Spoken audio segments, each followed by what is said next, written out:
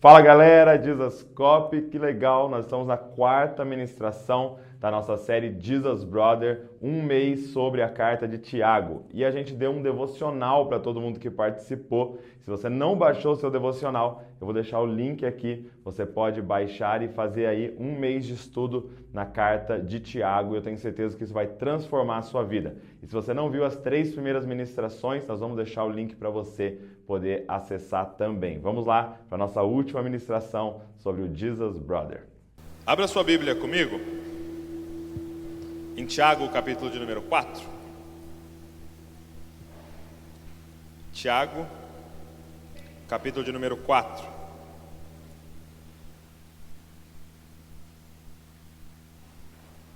E eu quero ler com você o versículo de número 4. Tiago, capítulo 4, versículo de número 4. É um texto bem forte aqui de Tiago. Ele diz assim, olha: Infiéis, não compreendeis que a amizade do mundo é inimiga de Deus? Aquele, pois, que quiser ser amigo do mundo, constituiu-se inimigo de Deus. Para você que está aqui pela primeira vez, nós estamos estudando Tiago. E por que a carta de Tiago ela é tão importante? Porque Tiago era o meio-irmão de Jesus. Ele também era filho de Maria e de José. Então, Tiago conviveu com Jesus durante todo o crescimento dele. E Tiago, ele escreve essa carta, e dá uma olhada no versículo de número 1 do capítulo 1. Volta lá, Tiago 1:1. Diz assim, olha: Tiago, servo de Deus e do Senhor Jesus Cristo, as 12 tribos que se encontram na dispersão, saudações. Então, ele escreve essa carta às 12 tribos. Quando ele usa essa expressão 12 tribos, na verdade ele está dizendo aos judeus. Aos judeus que se encontram na dispersão, que era o quê? Os judeus que estavam espalhados pelas cidades. Então, haviam judeus espalhados por toda parte, e é para esse grupo que Tiago está escrevendo. Ele não escreve aos gentios, ele está escrevendo aos judeus que se converteram, ou seja, judeus messiânicos, e que estavam espalhados pelas cidades. Então, o grande desafio desses judeus messiânicos que estavam vivendo em outras cidades era como viver no meio de uma sociedade pagã, mantendo a sua fé. Esse é o grande desafio. Como viver como estrangeiro no meio de uma outra cultura. Muitas vezes eles eram empresários ou empregados, eles estavam inseridos na cultura, e como viver no meio de uma outra cultura pagã, que não serve ao seu Deus, e se manter fiel e se manter reto aos caminhos do Senhor. Essa é a pergunta do livro de Tiago. É para esse grupo que ele está escrevendo. E é por isso que essa carta é tão importante para a gente, porque é exatamente a nossa situação. É exatamente o que a gente vive. Nós somos estrangeiros. Estrangeiros no sentido de cultura, no sentido de sistema, de sociedade. Não estrangeiros no sentido geográfico. Quando diz que nós não somos desse mundo, não está dizendo que nós não somos desse planeta, porque não tem nenhum marciano aqui. Tem algum marciano aqui entre nós? Não. Quando diz nós não somos desse mundo, está dizendo nós não somos desse sistema, nós não somos desse governo, nós não somos dessa organização que as coisas estão, nós não somos daqui, nós pertencemos a um outro sistema, nós pertencemos a um outro governo, nós pertencemos a uma outra cosmovisão. É isso que Tiago está dizendo. Então, é por isso que ela é tão pertinente para nós. Agora, por que eles se mudaram de cidade? Por que esses judeus estavam espalhados por todas as cidades? E você vai ler um dos historiadores mais importantes, que é do século I, Joséfo.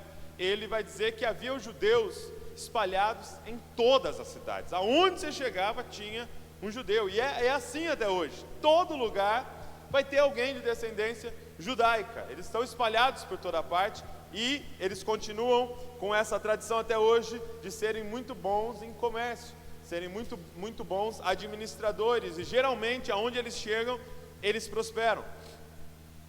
E foi exatamente isso que os moveu. Eles perceberam, porque quando Roma começou a dominar todas as cidades, eles tinham um critério completamente diferente de outras culturas. As grandes potências que surgiram no passado, eles invadiam uma cidade e matavam todo mundo. Roma trabalhou diferente. Eles invadiam a cidade, não matavam ninguém, começava a cobrar impostos daquela cidade e inseria a cultura dela naquela cidade. Então tudo virava uma extensão de Roma. E é isso que estava acontecendo com Jerusalém na época. Virou uma extensão de Roma. Havia um governador romano lá, dominando sobre a cidade, e eles estavam pagando impostos. Com isso, a língua grega começou a se propagar por todas as cidades. Então todo mundo começou a ter que falar grego, porque Roma estava dominando tudo. Seria mais ou menos hoje como o inglês, que em todo lugar que você vai, se você souber falar inglês, você vai conseguir achar alguém que vai conversar com você, se tornou uma língua mundial. Então, com essa possibilidade da língua, eles viram que havia uma possibilidade deles se espalharem pelas cidades e começarem comércio. Então, o que espalhou os judeus por toda parte foi uma vontade de enriquecer. É por isso que Tiago vai abordar esse assunto aqui. É por isso que ele vai falar sobre isso, sobre o perigo das riquezas, porque, como eu disse, eles são muito bons em comércios e em vários lugares que eles chegaram, eles prosperaram muito. Eles prosperaram muito. E aí, esse perigo das riquezas se tornou iminente na destruição da fé deles. Então, por exemplo, se você olhar aqui no capítulo 5, dá uma olhada no capítulo 5, verso de número 1. Olha só o que Tiago vai dizer: atendei agora, ricos, chorai lamentando por causa das vossas desventuras que sobrevirão. As vossas riquezas estão corruptas, e as vossas roupagens comidas de traça. O vosso ouro e a vossa prata foram gastos de ferrugem, e a sua ferrugem há de ser por testemunho contra vós mesmos, e há de devorar como fogo as vossas carnes. Tesouros acumulaste nos últimos dias. Eis que o salário dos trabalhadores que ceifaram os vossos campos e que por vós foi retido com fraude está clamando, e os clamores dos ceifeiros penetraram até os ouvidos do Senhor dos Exércitos. Tendes vivido regaladamente sobre a terra, tendes vivido nos prazeres, tendes engordado o vosso coração em dia de matança, tendes condenado e matado o justo, sem que ele vos faça resistência. Então ele está dizendo, ele está descrevendo como que eram os ricos judeus messiânicos da época. Os caras estavam roubando os trabalhadores que trabalhavam para eles, os caras estavam sendo injustos com o pessoal que trabalhava para eles, e esse versículo traz uma esperança para nós. Olha o que está dizendo aqui, gente, no verso de número 4: eis que o salário dos trabalhadores que trabalharam no campo de vocês e que por vocês foi retido está clamando. Ou seja, toda a injustiça que está sendo feita na nossa nação, cada centavo que está sendo roubado na nossa nação, não se preocupe, está clamando nos ouvidos do Senhor, e Ele vai vir com justiça, como Ele sempre vem. Não se preocupe, cara. Cada centavo, não é a gente que faz justiça, é Ele que faz justiça. Não é a gente que vinga, é Ele que é o Senhor da vingança, e que na hora exata Ele vem por cada centavo que foi retido e que era justo a um trabalhador. Era isso que estava acontecendo. A cobiça havia entrado no coração deles. O amor ao dinheiro havia movido eles. Por quê? Aquilo que a gente mais ama nos move. Aquilo que a gente mais ama nos move. Essa é a verdade. E talvez a pergunta seja: qual é a sua grande ambição? Talvez a sua grande ambição não seja dinheiro, apesar de dinheiro ser uma das mais populares de todas. Qual é a sua grande ambição? O que você quer? O que você mais quer? Por exemplo, se eu te perguntasse hoje assim, olha, imagina que acontecesse com você como aconteceu com Salomão. Salomão, ele fez o templo para o Senhor com os materiais que Davi tinha preparado, e aí ele sacrificou lá 1000 bois ao Senhor, sacrificou muitos animais para inaugurar o templo, e depois que ele fez isso, o Senhor apareceu para ele. O Senhor aparece para ele e fala: Salomão, eu vi o seu coração tal, eu vi o que você fez, e eu vou te deixar pedir uma coisa. Peça uma coisa, eu vou te dar. Peça uma coisa que eu vou te dar. Se isso acontecesse com você hoje, o que o seu coração pediria? O que o seu coração quer? Se o Senhor chegasse e falasse: pede uma coisa que eu vou te dar, o que você quiser, pede, que eu vou te dar. Tipo um gênio da lâmpada, assim, sabe? Só que um desejo só, tá? O que você pediria? Não precisa falar alto, tá bom? Pode falar só no seu coração aí. O que você pediria? E eu sei que você sabe racionalmente o que você deve pedir, mas joga real com você mesmo. O que você pediria? Ou o que o seu coração deseja?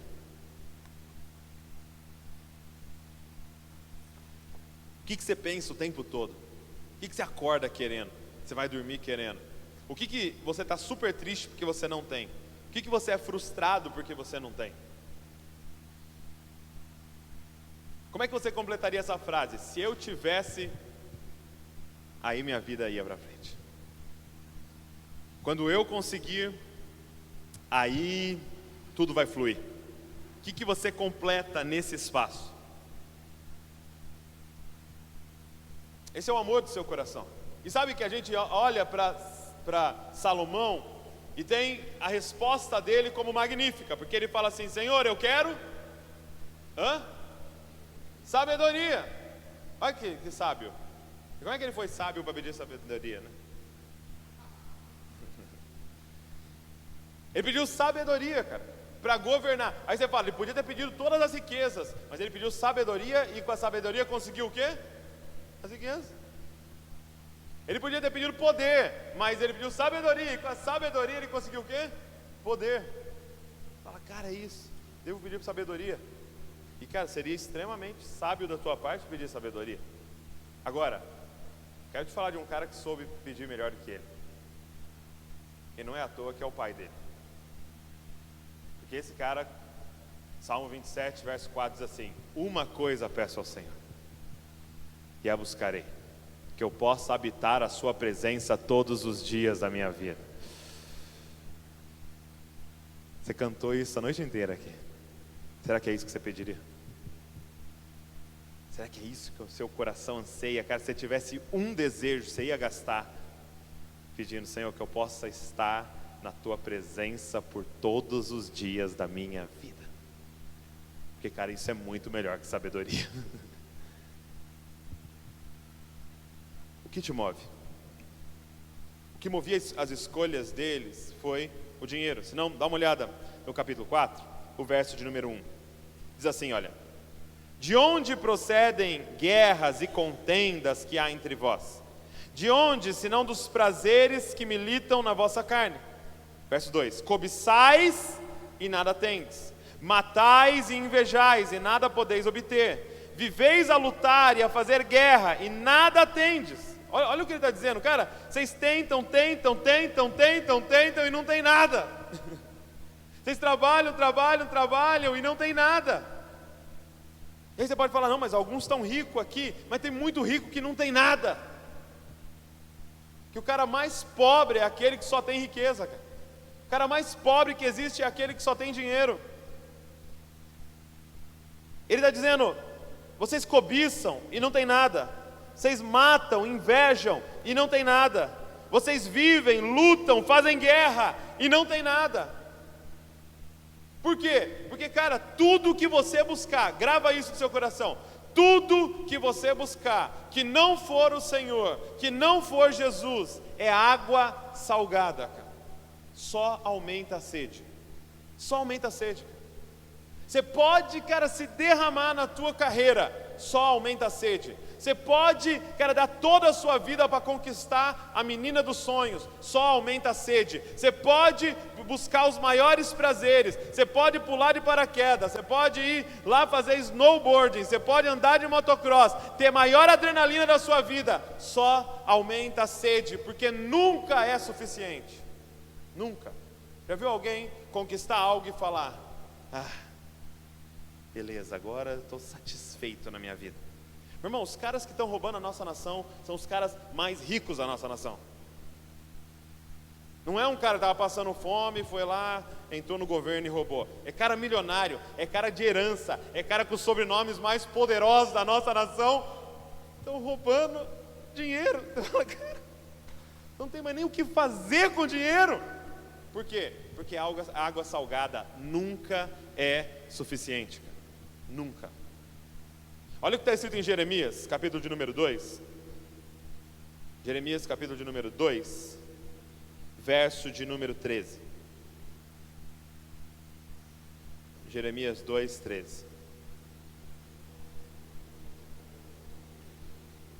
Está escrito assim, olha: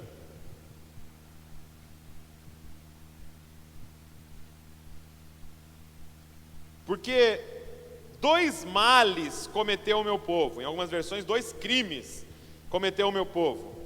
A mim me deixaram o manancial de águas vivas, em algumas versões a fonte de água viva, e cavaram cisternas rachadas, que não retém água. Olha o que ele está dizendo: eles cometeram, meu povo, 2 crimes. Primeiro, eles me abandonaram a água viva, cara. A fonte de água viva, aquele que mata a sede, eles me abandonaram. Para quê? Para construir a própria cisterna deles. Só que a cisterna que vocês constroem é sempre rachada, e a água fica mais ou menos assim, ó. E vocês estão bebendo isso aqui. Não é à toa que vocês estão morrendo. Não é à toa que vocês bebem isso daqui, tem mais sede ainda. Não é à toa que tem morte naquilo que a gente está buscando, cara. Isso aqui, ó. Vocês abandonaram isso daqui, cara. A fonte de água viva, o manancial de água viva, para construir sua própria cisterna. Qual é a maldição da vida de um homem? É tentar governar a própria vida. É isso aqui, ó. Eu sei o que eu tenho que fazer. Eu sei para onde eu tenho que ir. É só eu seguir o meu coração. Aqui o que seu coração vai construir, cara. É isso aqui, cara. Tem gente bebendo isso daqui, tem gente vivendo disso daqui. É por isso que a sua vida não vai, cara. Vocês cobiçam e nada tem. Vocês lutam e nada tem. Vocês matam e nada tem. Vocês trabalham e nada tem. Por quê? Porque vocês abandonaram a fonte de água viva. O caso desses judeus na época era o dinheiro. Agora, como que eles chegaram nesse ponto? Como é que eles chegaram nesse ponto de, mesmo sendo judeus, messiânicos, mesmo sendo a igreja do Senhor espalhada nas cidades, Tiago ter que escrever uma carta como essa? E a grande tentação de quando a gente está vivendo em uma terra estrangeira é a de se misturar. Até mesmo porque a gente quer conquistar aquilo que a gente foi buscar. E muitas vezes, para conquistar o que a gente foi buscar, a gente precisa se misturar. A gente precisa se misturar na cultura. A gente precisa se submeter ao sistema. A gente tem que fazer o que todo mundo está fazendo. A gente tem que entender a mentalidade e começar a trabalhar a partir da mentalidade que a gente está inserido. Então, a grande ênfase dessa carta é isso. Como viver sem se misturar? Como viver sem pegar a cultura e deixar a cultura entrar no seu coração e mudar aquilo que Deus está fazendo em você? Porque qual era o grande problema desse povo? Essa questão da mistura. Deus sempre foi extremamente enfático sobre a mistura. Eu quero que você abra a sua Bíblia em Gênesis, dá uma olhada nisso aqui, Gênesis capítulo 12. Gênesis 12 tem um exemplo clássico disso. Olha só. Gênesis 12. verso de número 6. Diz assim, olha: atravessou Abraão a terra até Siquém, até o carvalho de Moré. E olha a ênfase aqui, verso 6. Nesse tempo os cananeus habitavam, diga comigo, cananeus. Então, ele atravessa para uma outra terra, Deus mandou ele sair do meio da parentela dela e tal, ele atravessa para outra terra, e nesse tempo os cananeus viviam ali. Agora, olha o procedimento de Abraão, verso 7. Apareceu o Senhor a Abraão e disse: darei à tua descendência essa terra. Ali edificou Abraão um altar que lhe apareceu. Ali edificou Abraão um altar ao Senhor que lhe aparecera. Passando dali para o monte ao oriente de Betel, armou a sua tenda, ficando em Betel ao ocidente, aí ao oriente, e ali edificou um altar ao Senhor e invocou o nome do Senhor. Qual era a prática de Abraão? Aonde ele chegava? Edificar um altar. Então, o texto diz, ele chegou ali, os cananeus moravam ali. Qual é a primeira coisa que ele faz? Edificar um altar. O que Abraão estava comunicando? Cara, eu estou aqui no meio de vocês, vocês adoram os seus deuses, vocês fazem as suas práticas, mas aqui, ó, nesse terreno que eu estou morando, eu e a minha casa servimos ao Senhor, ok? Vocês têm os seus templos pagãos, vocês matam aí as coisas dos seus deuses, agora aqui, aonde nós estamos inseridos, eu e a minha casa sacrificamos para um único Deus, Jeová. Beleza? Era como se ele blindasse, cara, aonde ele chegasse. Aonde ele chegava, ficava muito claro quem ele servia. E quando ele sai da terra dele, ele sai junto com o sobrinho dele, com Ló. E chega um momento que os pastores, que Ló e Abraão prosperou tanto, e na verdade Ló prosperou porque estava com Abraão, e eles prosperaram tanto e tanto e tanto, que eles tinham tantos animais, que Ló tinha os pastores dele e Abraão tinha os pastores dele. E os pastores de Ló começaram a brigar com os pastores de Abraão. Os pastores de Ló eram presbiterianos, de Abraão era da Assembleia. Estou brincando, era pastor de ovelha. Eles começaram a brigar e tal, e Abraão chegou para Ló e falou: Ló, né, para não dar briga tal, vamos dar uma separada, vamos pegar cada um pedaço de terra, né, porque a gente cresceu demais. E aí ainda Abraão falou assim: pode escolher o que você quiser lá. Aí Ló olhou tal e foi. Só que ele foi para a região de Sodoma e Gomorra. Mas Abraão também estava numa região onde os cananeus estavam inseridos, um povo pagão. Só que Ló vai para essa outra região onde outro povo pagão estava inserido. Só que qual é a diferença? Ló não edifica um altar. Ló não edificou um altar. E de repente, a cultura do lugar começa a invadir o coração de Ló e de sua família. Deus aparece para Abraão e fala: Abraão, você é meu amigo, eu vou compartilhar com você, vou destruir Sodoma e Gomorra. E aí Abraão sabe que o sobrinho dele está lá. Aí Abraão começa aquela negociação, né? Tipo, não, mas se tiver 50 justos lá, o senhor vai destruir? Não, se tiver 50 não. Mas me perdoa perguntar, e se tiver 40? Aí Deus fala: não, 40 eu vou manter a cidade. Mas se tiver 30? Não, se tiver 30 eu vou manter. Mas me perdoa, 20? É tipo coisa de judeu mesmo, né? Assim, 10, vamos por 10, faz por 10, Senhor. 10, Senhor. Aí o Senhor falou: se tiver 10, eu não vou destruir. Só que não tinha 10 justos na cidade. Agora o Senhor é tão misericordioso que Ele vai até lá com os anjos, Ele envia anjos até lá, entra na casa de Ló e pega Ló pela mão. Olha o texto que diz, em Gênesis 19, verso 15. Olha só, tem 2 anjos na sua casa. Presta atenção, gente. Tem 2 anjos na sua casa. Estão dizendo que vão destruir a cidade e manda você sair. Olha a reação de Ló aqui, ó. Ao amanhecer, apertaram os anjos com Ló, dizendo: levanta-te, toma tua mulher e tuas 2 filhas, que aqui se encontram, para que não pereças no castigo da cidade. Olha o verso 16. Como, porém, se demorasse, pegaram-no os homens pela mão, a ele, a sua mulher, as suas 2 filhas, sendo-lhe o Senhor misericordioso, e o tiraram e o puseram fora da cidade. Os anjos tiveram que pegar eles pela mão. O anjo falou: pelo amor de Deus, sai, Deus vai destruir a cidade. Eles ali: não, vamos tomar mais um café. Tá. O anjo pegou eles pela mão: sai, vai. E aí o anjo dá uma ordem, sai e não olha para trás, cara. O que acontece com a mulher dele? Olha para trás. E vira uma estátua de sal. Como que dizendo, aquele olhar para trás, era como que dizendo, ai, meus sapatos, só deu para pegar um par. A minha TV, a minha vida confortável, tudo que eu construí em Sodoma. Sabe qual é o grande lance, cara? Sodoma tinha entrado dentro dela. Cara, eles vão para umas cavernas, eles se escondem. As filhas de Ló entram em desespero. E elas falam o que muitas meninas dizem: não tem homem nessa igreja, não tem homem nessa igreja. Elas ficam em desespero, não tem homem nessa região, nós vamos morrer sem descendência. Sabe o que elas fazem? Elas embriagam o pai e têm relação com o pai, cara. Agora, eu quero te perguntar, da onde elas tiraram essa ideia? Porque o texto fala que eram duas virgens.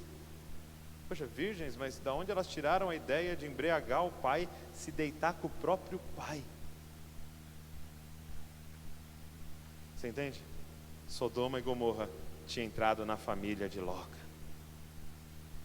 Esse é o grande perigo que Tiago está nos alertando. Ele está dizendo, cara, vocês não podem se misturar, cara. Deus mandou vocês para ir, mas vocês não podem se tornar esse povo, vocês não podem se misturar. E aí Tiago começa então a instruir aquele povo. Dá uma olhada em Tiago 4:4, que foi o primeiro texto que a gente começou lendo. Ele diz assim, olha: infiéis, não compreendeis que a amizade do mundo é inimiga de Deus? Aquele, pois, que quiser ser amigo do mundo, constitui-se inimigo de Deus. Ou supondes que em vão afirma as Escrituras, é com ciúmes que por nós anseia o Espírito que Ele fez habitar em nós. É muito interessante que essa palavra infiéis, é a primeira palavra do texto, em algumas versões vocês vão ver, está assim, ó, adúlteros e adúlteras. Só que eu estava estudando e nos manuscritos mais antigos está escrito só adúlteras, no feminino. Então, o que Tiago realmente escreveu foi adúlteras. Vocês não entendem que a amizade do mundo é inimiga de Deus? Ele usa no plural, ele usa no feminino, adúltera. E é muito interessante que todos os comentaristas vão dizer o seguinte: por quê? Porque ele está fazendo uma referência ao Antigo Testamento, quando Deus chamava Israel de esposa. Na verdade, ele está mandando uma carta para a noiva, dizendo: noiva do Senhor Jesus, vocês estão traindo Ele. Vocês estão traindo Ele com essa sociedade que você está vivendo. Vocês estão se misturando, vocês estão adulterando contra Ele, cara. Sabe, eu vi um teatro, numa igreja que eu estava antes de pregar, eles fizeram um teatro. E foi bizarro o teatro, assim, né? Era um casal que ia jantar. Aí tinha lá a mesa e tal, aí os dois sentam para jantar e falam: meu amor, que legal que a gente veio jantar. Aí a esposa do nada fala assim: mas eu queria só te pedir, eu nem falei nada tal, mas eu trouxe um convidado tal. E aí chegou um outro cara e sentou na mesa. Aí o marido falou: não, quem que é esse? Ela falou: esse é meu namorado. Aí o marido falou: seu namorado? É, meu namorado, eu saio de vez em quando, só de terça eu saio com ele, assim, mas eu quero te dizer que a prioridade da minha vida é você, entendeu? Pelo amor de Deus, a prioridade é você, ele é só de terça à noite, coisa rápida, não tem vínculo, paixão, nada disso, pelo amor de Deus, né? Seu primeiro da minha vida é você, entendeu? E a gente vê naquela cena bizarra, né? E o cara fala: não, mas isso não tem sentido, como assim? Aí ela fala: não se preocupe, eu gosto mais de você do que dele, muito mais de você. Ele, coisinha que aconteceu no caminho, entendeu? Um passatempo, nada, entendeu? Só para esfriar a cabeça, coisa, nada a ver. E todo mundo tenso na igreja, assim, né? E aí a menina que estava fazendo, a esposa, terminou o teatro, levantou e ela falou assim: estranho isso, né? Quem aceitaria uma situação dessa? E aí ela disse assim: e por que a gente faz isso com o Senhor? Por que a gente acha que tipo assim, não, eu te amo mais que todos, mas a gente tem os nossos amantes, com quem a gente trai o Senhor. Não, mas 5 dias é dele, só 2 que às vezes não, mas 29 dias no mês é dele, mais 1. Cara, quem que aceitaria essa situação, cara? Ele está dizendo: adúlteros, ou adúltera, vocês não entendem que vocês são a noiva de Cristo? Vocês não entendem que o que Ele quer é um relacionamento de exclusividade absoluto. Não terá outros deuses além de mim. Ouça, ó Israel, o Senhor teu Deus é o único Deus. A Ele amarás com todas as tuas forças, com toda a tua alma, com todo o entendimento e com todo o teu coração. Não tem outro, gente. É exclusividade. O problema desses caras é que eles estavam traindo o noivo, cara, com outras ambições, com outras coisas que estavam no coração. Sabe, a Val começou lendo esse texto. Os olhos do Senhor percorrem toda a terra, buscando alguém, um justo, que o coração seja completamente dele, cara. Cara, alguém que ele apareça e diga: peça uma coisa, e você responde: eu quero o Senhor. Eu quero o Senhor, eu não quero outra coisa, eu quero o Senhor. Um dia Moisés está em cima da montanha, já perto da terra prometida, e da onde ele estava dava para avistar a terra prometida. E sabe o que Deus fala para Moisés? Moisés, chegou a hora, vocês vão entrar. Aí acho que o coraçãozão de Moisés, né? Vamos entrar. E aí Deus solta a próxima frase: porém, eu não vou com vocês, porque esse povo, Moisés, é obstinado. Esse povo é desobediente, esse povo murmura o dia inteiro. Se eu for com eles, eu vou matar eles, Moisés. Então, entra na terra prometida lá, eu falei que ia dar, não falei? Então entra lá, você e o povo, e vai lá para onde mana leite e mel. Sabe qual é a resposta de Moisés? Se o Senhor não for, eu não quero ir para a terra prometida. Sabe o que Moisés estava dizendo nas entrelinhas? Tu és a minha terra prometida, Senhor. Tu és a minha Canaã celestial. Não faz sentido uma terra que emana leite e mel sem o Senhor junto com a gente, porque Tu és tudo para nós. Cara, o que você quer? O que você mais quer? Eu queria falar para você rapidamente 4 passos. 4 passos dos amigos de Deus. Ele está dizendo, cara, se você for amigo dessa sociedade que você está vivendo, você é inimigo de Deus. E se você for inimigo dessa sociedade, você é amigo de Deus. Não tem meio termo, não tem como ser amigo dos dois. Os dois estão em guerra, os dois são inimigos, só dá para ser amigo de um. E eu queria mostrar o que ele faz com nessa carta, o que ele mostra nessa carta 4 passos da amizade com Deus. Primeiro, ele diz assim, olha, verso de número 7. Sujeitai-vos, portanto, a Deus, mas resisti ao diabo, e ele fugirá de vós. Sujeitai-vos a Deus. A primeira coisa que ele diz é, sujeitai-vos a Deus. Agora, o que é sujeitai-vos? Sujeitai-vos, no original, é você se entregar. É o contrário do que exatamente ele está dizendo na sequência. Resistir ao diabo. Ele fala assim, mas a Deus, não resista. É se entregar. Sabe quando você levanta a mão assim e fala, oi, alguém mais forte que eu chegou, desculpa, pode levar tudo. É para de resistir. É para de fugir. É para de correr. Se entrega. O que revela é que Deus está buscando a gente. Deus está forçando. Deus está vindo ao nosso encontro. Deus está abrindo na porta. Ele fala assim, vocês querem voltar à amizade com Deus? Se entrega. Fala, Senhor, eu cansei de correr do Senhor. O Senhor me alcança toda vez. Eu parei, eu quero me entregar, Senhor. Se entrega, cara. Se entrega ao amor de Deus. Sabe? Ele está te buscando, cara. Eu quero que você comece a pensar na sua história. Cara, Deus te persegue, cara. Quantas vezes já tentou fugir? Deus te persegue. Cara, é bizarro. Inúmeras pessoas você vai conversar e ele fala: não, eu decidi, eu nunca mais vou servir a Deus. Aí ele vai pra balada, alguém profetiza pra ele na balada, tipo assim, sabe, aquelas coisas. Aí tá andando na rua, alguém aborda ele e começa a dar palavra para ele. Aí ele sonha, aí ele tem visão. Aí não adianta, cara. Deus persegue você. Você sabe do que eu estou falando.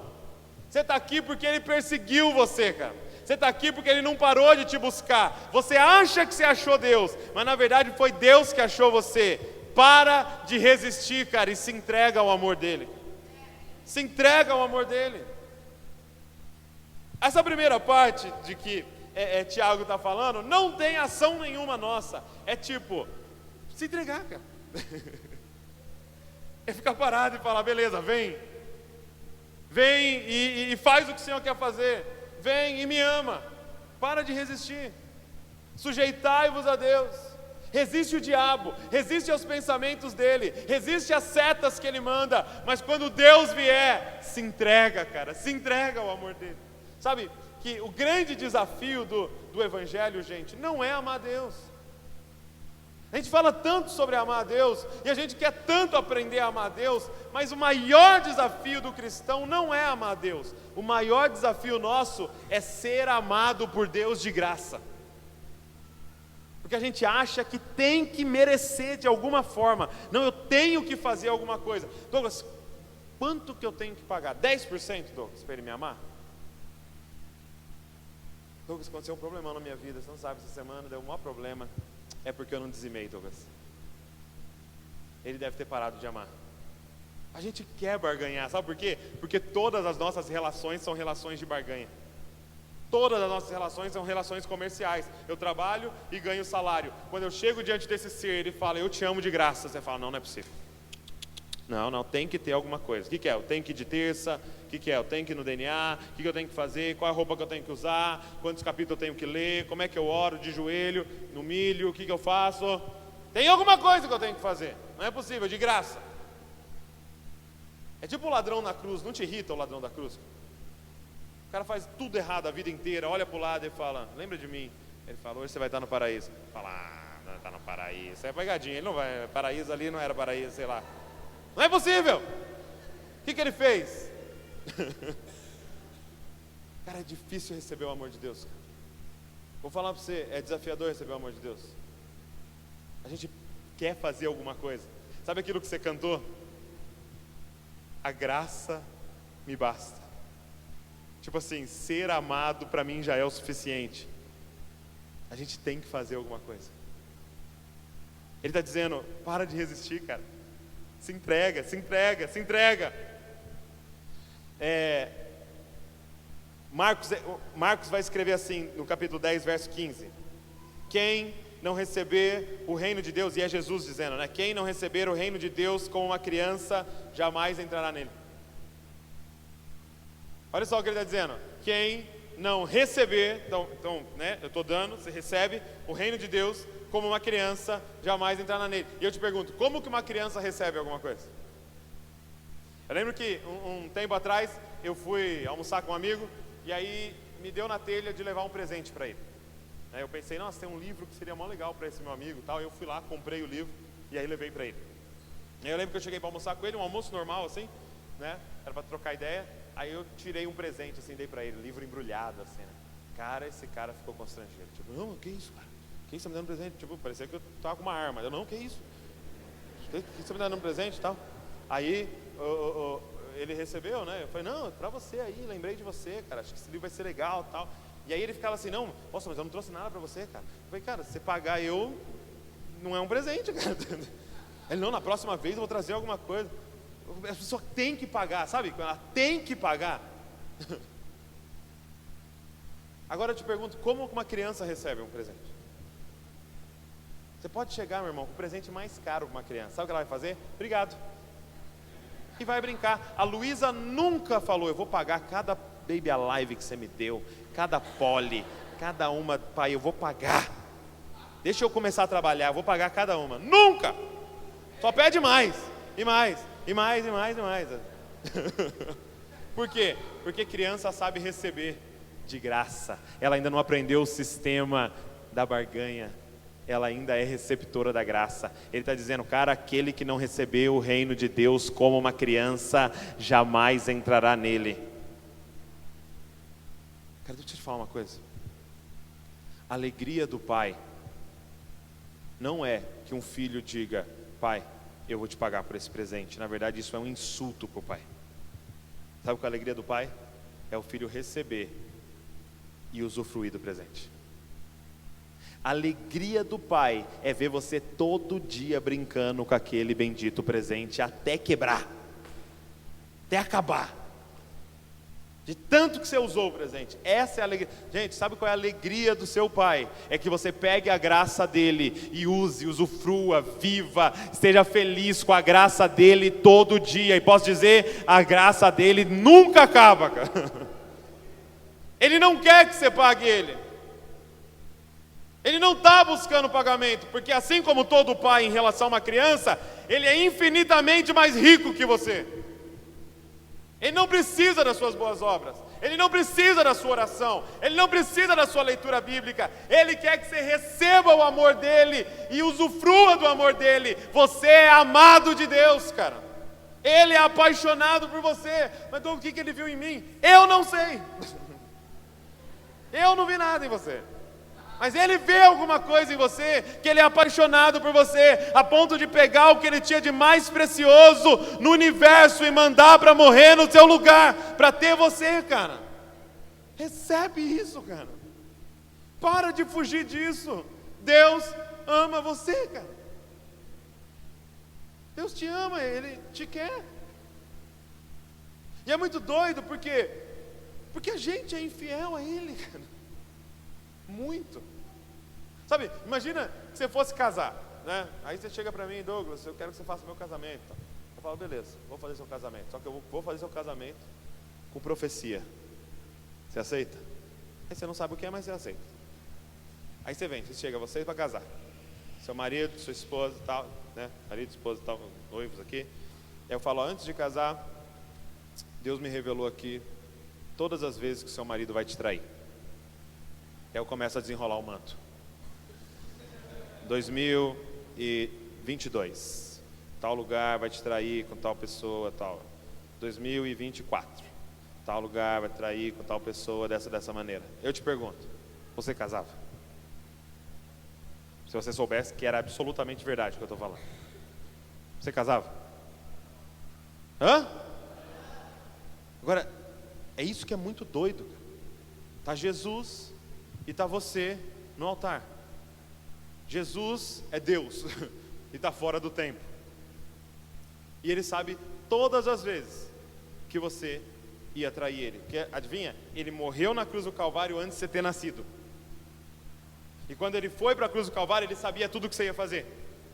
Ele sabia todas as vezes que você ia abandoná-lo, todas as vezes que você ia traí-lo, todas as vezes que você ia decepcioná-lo. E Ele está diante do altar e o Pai pergunta, você mesmo assim quer? E Ele fala, eu quero. Cara, Ele é apaixonado por você, cara.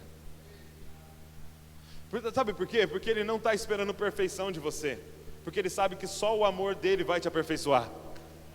Então Ele nunca vai esperar você ser perfeito para Ele te amar. Porque Ele sabe que só quando Ele te amar, que você será perfeito. Porque a gente vai ser aperfeiçoado no amor dEle, cara. Então, cara, para de resistir a Deus. E recebe esse amor, cara. Recebe esse amor, deixa esse amor invadir, acorda pensando nesse amor, vai dormir pensando nesse amor, come pensando nesse amor. Às vezes eu estou assim tomando banho e eu falo, cara, não é possível, eu sou amado, eu vou morar eternamente com Ele, o que mais que eu preciso? O que mais você precisa adicionar na sua vida? Além disso, você vai morar eternamente com Deus. Isso já está concreto, porque não é nada que você faça que conquista esse lugar, é o que Ele fez na cruz do Calvário, e nada pode nos separar do amor de Deus, nem altura, nem profundidade, nem largura, nem anjo, principado, nada pode nos separar. O que mais você precisa, cara? Recebe, cara. Sabe, isso aqui que merece um receba.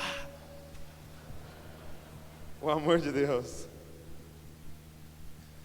Sabe, eu vi um pastor dizendo, cara, o que eu quero escrito? Ele estava bem velhinho, ele falou, o que eu quero escrito no meu túmulo? E ele pensando sobre isso, olha, que coisa de ficar pensando. O O que eu quero escrito no meu túmulo? E aí ele pensou assim, eu vou pedir para escrever assim, ó. Fulano de tal, o homem que amou muito a Deus. E aí ele pensou, não, mas isso vai trazer mérito para mim. Ele foi, então escreve assim, fulano de tal, o homem a quem Deus amou muito.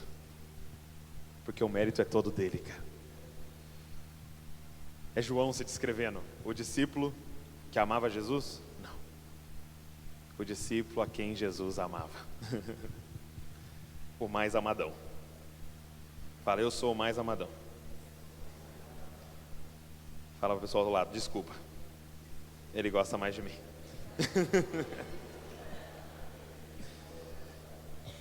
2. Tem que correr aqui que eu já deu o meu tempo. 2. Então para de resistir. Aí segundo, ele vai dizer assim no verso 8: chegai-vos a Deus, e Ele se chegará a vós outros. Chegai-vos a Deus, e Ele se chegará a vós. Então, ele diz, primeiro, para de resistir e recebe o amor dele. Agora entendeu, compreendeu quão amado você é, agora se achega a Ele. Porque, não dá medo de chegar perto de alguém que você não sabe se está bravo ou feliz com você? Sabe quando você não sabe se sua mãe está brava ou feliz com você? Você fala, e agora? Vou lá na cozinha ou não vou? Vou na cozinha ou não vou? Ligo para ela, ela está ligando para você, atendo ou não atendo? Meu Deus, e agora? Cara, ele é apaixonado por você. E ele está dizendo, se achega a mim, cara. Se achega, vem para perto. E é muito doido porque é completamente o oposto da velha aliança. A sarça ardente está lá, né, o fogo tal, chama Moisés. Ele fala, Moisés, aí ele chega, ele fala assim, não chega muito perto. Ele fala para Moisés, não chega muito perto. Aí o povo fala, Moisés, quero falar com o povo, leva eles para o pé da montanha. Quando ele leva o pessoal ao pé da montanha, não deixa ninguém chegar perto da montanha, Moisés. Se alguém chegar perto da montanha, vai morrer, Moisés. E aí de repente, ele está dizendo para nós assim, chega mais perto. Cara, chega mais perto. Chega mais perto. O que mudou? O que mudou? É que o caminho entre o homem e Deus agora está manchado de sangue, cara. Com o sangue de Jesus Cristo, cara. Ele abriu um caminho de volta para Deus, cara. Ele pode dizer agora, chegai-vos a mim. Chegai-vos a mim, pode vir para perto, que agora não tem mais morte, não tem mais destruição, porque o meu filho chegou perto de mim e eu o matei no seu lugar, para que você pudesse subir essa montanha e ter comunhão comigo, como Moisés tinha, cara. Chegai-vos a mim. Cara, ele está convidando você para um relacionamento. Não é simplesmente saber, Jesus me ama, ele morreu por mim. É relacionamento agora. Sabe o que ele escreve em João, capítulo de número 15? Verso de número 14 e 15, ele diz assim, eu já não chamo mais vocês servos, agora eu chamo vocês amigos. Eu não chamo mais vocês de servos, agora eu chamo vocês de amigos, cara. Eu quero uma amizade com vocês. Eu estava na sala de oração na quinta, e a gente estava orando e tal, e a gente fez um momento de silêncio, né, meditando e tal, e ouvindo a voz de Deus, e eu perguntei para Deus assim, Deus, por que eu não oro mais, sabe? Quando você está orando, você pensa, por que eu não oro mais, né? E aí eu perguntei para Deus, por que eu não oro mais? Aí ele falou assim, porque você não me ama mais. Porque a oração é sempre proporcional ao tanto que você ama, porque você quer passar tempo com pessoas que você ama. E aí eu perguntei, mas como é que eu faço para te amar mais? E ele disse, é só se relacionar. Porque você sempre ama mais as pessoas que você está perto. Que você mais se relaciona são as pessoas que você mais ama. Porque às vezes você se relaciona muito com uma pessoa e não ama ela, porque ela é falha e decepciona você. Mas agora você está falando de um relacionamento com um ser que nunca vai falhar com você. Então quanto mais você se relacionar com ele, mais você vai amá-lo, porque ele é perfeito. Ele disse, se relaciona mais. E aí de repente ele me falou um negócio. Ele disse, Douglas, eu não estou atrás de um fã-clube. Apesar disso parecer maravilhoso. Eu estou atrás de amigos. E qual a diferença de um fã-clube e amigos? Vamos pegar alguém bem popular assim, por exemplo, hoje o Neymar. Qual a diferença do fã-clube do Neymar e os amigos do Neymar? A diferença é que o fã-clube do Neymar sabe tudo sobre o Neymar. Os amigos do Neymar comem na mesa do Neymar. E eu ouso dizer para vocês que a galera do fã-clube do Neymar sabe mais sobre o Neymar do que os amigos do Neymar, mas a galera do fã-clube do Neymar não entra na casa do Neymar. E aí de repente eu me pego sabendo muito sobre Deus, estudando muito sobre Deus, cheio de informações sobre Deus, mas a pergunta é, você está sentando na mesa de Deus? Porque talvez ele prefira alguém que saiba menos sobre ele, mas que não passa um dia sem sentar na mesa dele. Chegai-vos a mim e eu me chegarei a vós, cara. Cara, ele não quer um fã-clube. Por mais que eu ame estudar a palavra de Deus, eu quero te afirmar isso, ele não quer um fã-clube. Sabe por quê? Porque a gente fica nessa de estudar, mas geralmente a gente estuda alguém que morreu, porque quando a pessoa está viva, você se relaciona. A gente estuda os personagens que morreu. Agora, quando você sabe que esse personagem que você está pensando em estudar mora dentro de você, é onipresente, você está diante dele todo o tempo, o que você está fazendo, querendo fazer um estudo sobre ele, você pode ser amigo dele. Chegai-vos a mim, e eu me chegarei a vós. Como, Douglas? Oração. Como se chegar a ele? A palavra?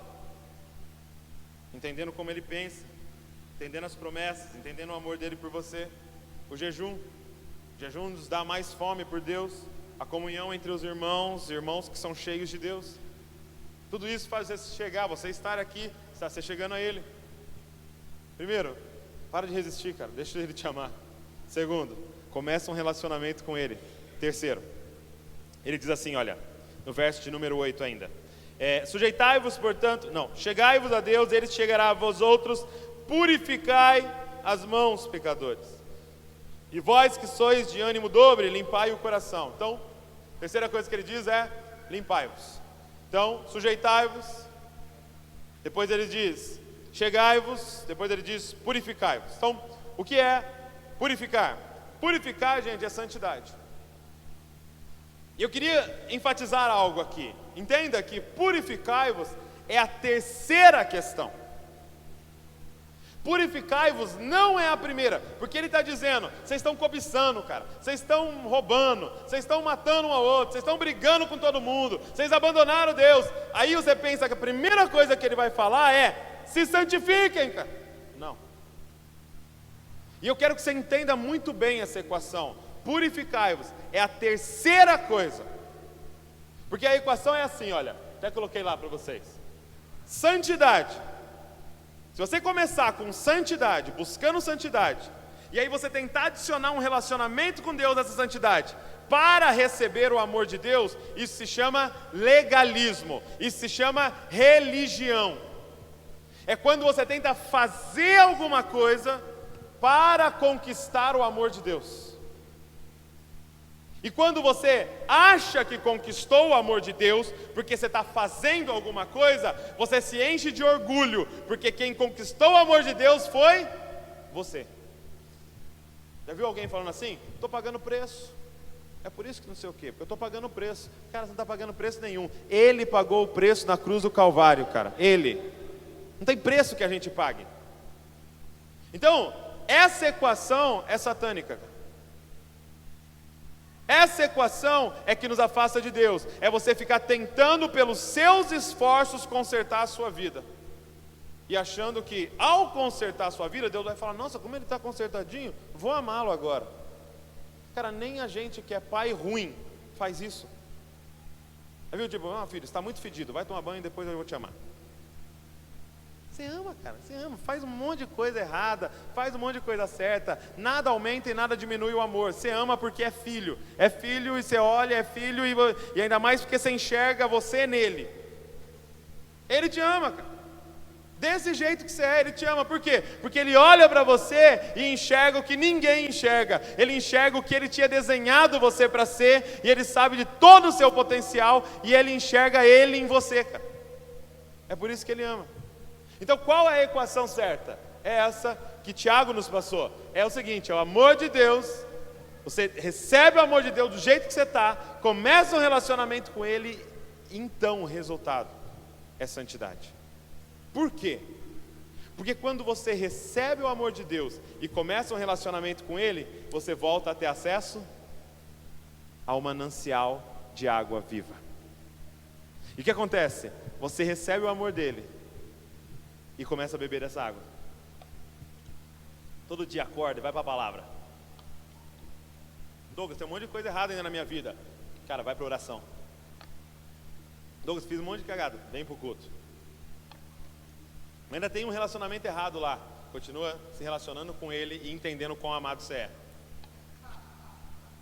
De repente, você percebe que você não tem mais vontade de beber isso aqui. Não porque você teve que se esforçar 1 milhão para parar isso aqui, mas porque você começou a beber disso aqui. E aí você começa a entender a diferença disso daqui. E você fala, o quê? Eu posso beber isso aqui, eu estava bebendo aquilo ali, e de repente aquele buraco dentro de você começa a ser completo, cara, por um que é exatamente o encaixe do buraco dentro de você, e aí você para de ficar tentando encaixar essas coisas em você, e tudo começa a perder o sentido. Por quê? Porque você se sujeitou a Ele, se achegou a Ele, e achou um manancial de água viva, e cisterna rachada não te satisfaz mais. Você está entendendo? Se você tentar largar isso aqui, sem achar isso aqui, eu te dou 14 dias para você voltar para isso aqui. Porque a gente tem uma sede dentro de nós. Todo mundo tem uma sede dentro de si. E não adianta querer largar isso aqui, se você não achou isso daqui. Porque você vai voltar para isso aqui. Ou para algo pior. Ou para outra coisa. É por isso que o Evangelho é esse, cara. Ele te amou primeiro. Ele se entregou do jeito que você está. Ele se apaixonou por você do jeito que você está. E Ele disse, se achega a mim e começa a beber da minha água. E quando você experimentar da minha água, você não vai querer mais nada. É isso, cara. Purificai as vossas mãos. Com o quê? Com a água que eu tenho para dar para vocês. E por último, Ele diz, humilhai-vos. Quarto, humilhai-vos. E aqui é um trabalho de manutenção. Você recebeu o amor, você se achegou a Ele, você começou a se purificar, mas agora você precisa concretizar tudo o que está acontecendo. E Ele diz, humilhai-vos. Entendam, gente, o Evangelho não é a gente humilhar ninguém. O Evangelho é a gente voluntariamente se humilhar. O Evangelho é a gente voluntariamente, humilhai-vos. É você que vai em direção à humilhação. Por quê? Porque a gente descobriu que o caminho da cura passa pela humilhação. Por quê? Porque o caminho da nossa doença passou pela soberba. Eu queria te dizer que o pecado que você considera que é o grande desafio da sua vida de vencer, provavelmente não seja o grande pecado da sua vida, porque o grande pecado da sua vida se chama soberba. Porque é ele que alimenta todos os outros pecados. É essa sua tentativa de parecer que você não está cometendo esse pecado que é o seu maior pecado. Gente, Jesus entrava na casa das prostitutas, Jesus sentava na mesa dos publicanos, Ele comia com todo mundo, mas Ele não suportava um tipo de pessoa, aquele que fingia que não tinha pecado. Então Ele estava dizendo, para mim, o pecado que não dá para conviver é você fingir que você não tem pecado. Porque qualquer um que se humilhar e revelar quão caído é, eu estou ali para alcançar esse cara. Cara, ele está dizendo, Ele está dizendo, Deus resiste aos soberbos, verso número 6, mas dá graça aos humildes. Agora, qual é o caminho da humildade?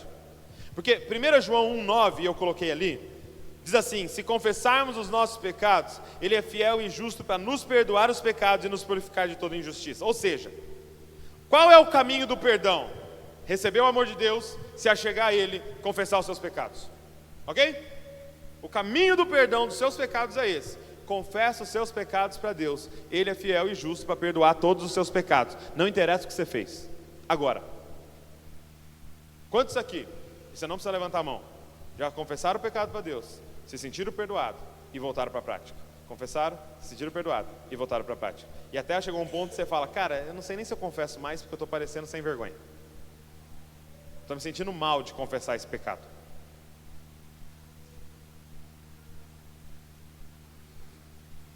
Então eu te pergunto, Douglas, qual é o caminho da cura? Qual é o caminho da cura? E aí Tiago dá o caminho da cura. Tiago capítulo 5, verso 16, diz assim: confessai, pois, os vossos pecados uns aos outros, e orai uns pelos outros, para serdes curados. Muito pode, por sua eficácia, a súplica do justo. Cara, se relacionar com Deus é o caminho do perdão. Se relacionar entre nós é o caminho da cura. Eu sei que estava fugindo. Você queria falar só para Deus.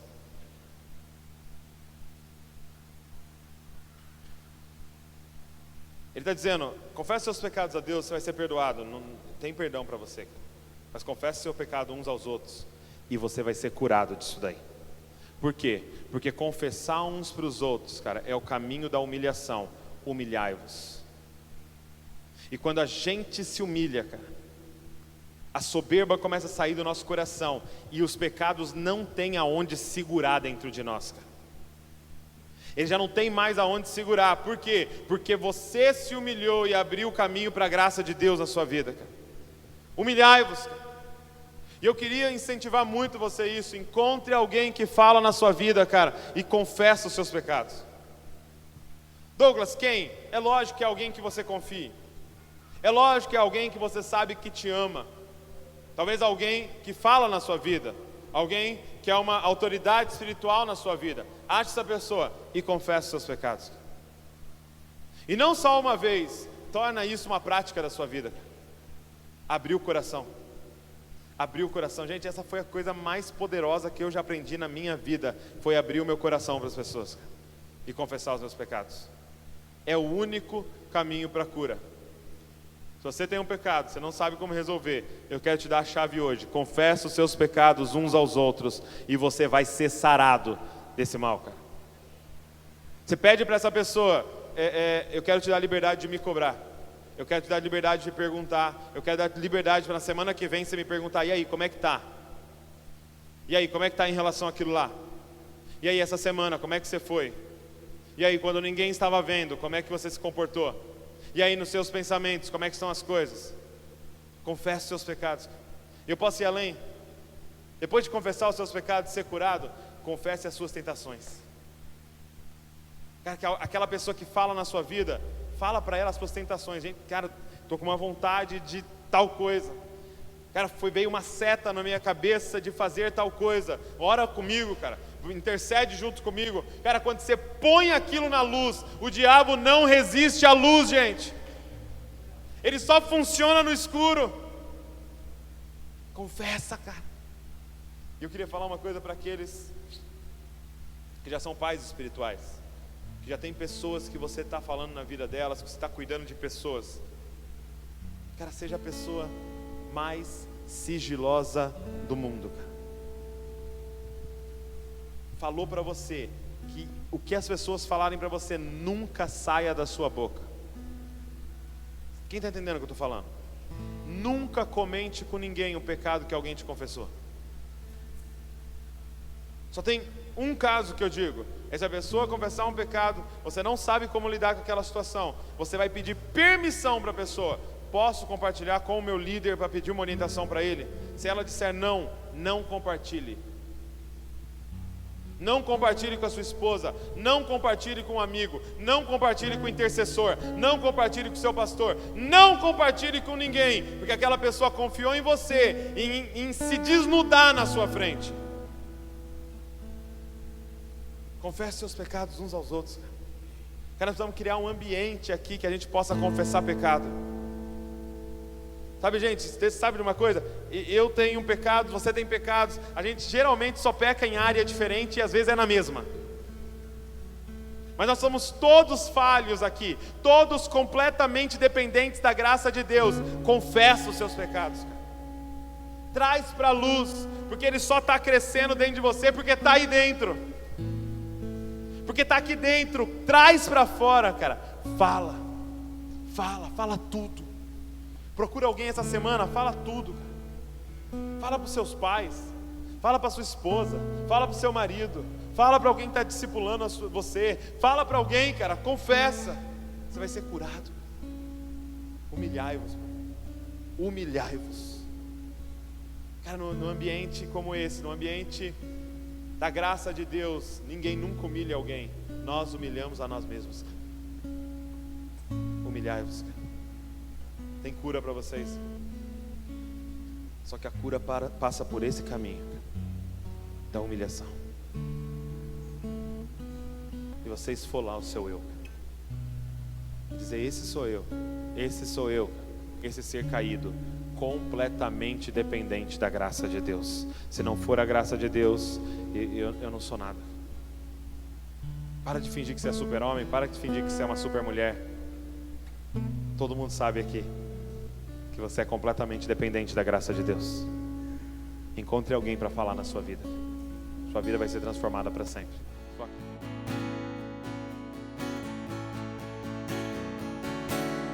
Eu só quero tua presença.